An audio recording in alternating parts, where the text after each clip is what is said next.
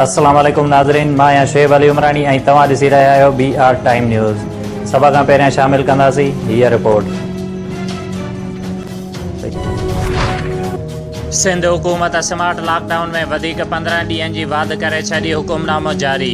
सूबाई घरू खाते पारां जारी कयल नोटिफिकेशन मूजिब शादी हाल, तालीमी इदारा ऐं रेस्टोरेंट बंदि रहंदा। स्मार्ट लॉकडाउन 15 जुलाई ताईं जारी रहंदो। पीपल्स पार्टीअ जे चेयरमैन बिलावल भुट्टो ज़रदारीअ चयो आहे त PTI जी सरकार आसिफ अली ज़रदारीअ खे क़त्ल कराइणु चाहे थी। वफ़ाक़ी सरकार मुल्क में 1 यूनिट वारो निज़ाम आणणु चाहे थी। बीमार हुजण बावजूदु आसिफ ज़रदारीअ खे हाज़िरीअ खां छूट न पई ॾिनी वञे। नेब वारा चाहिनि था त आसिफ ज़रदारी कोरोना जो शिकार थी वञे।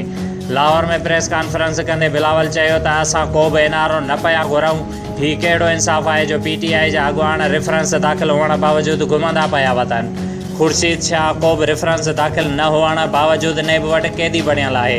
कोरोना वायरस जी पखेड़ घटिजण वारियूं दवाऊं कूड़ियूं आहिनि।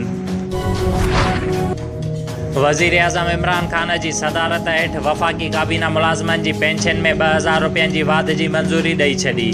ज़रियनि मूजिबि EOBI पेंशनर्स 6500 मां वधाए 8500 रुपया माहवार करण जी मंज़ूरी ॾेई छॾी।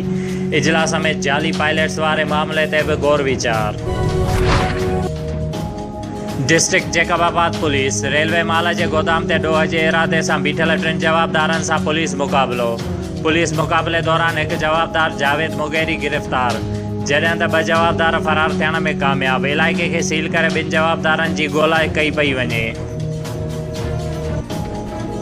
शुएब अली उमरानीअ खे ॾींदा इजाज़त। वधीक ख़बरुनि ऐं अपडेट्स लाइ ॾिसंदा रहो BR टाइम न्यूज़।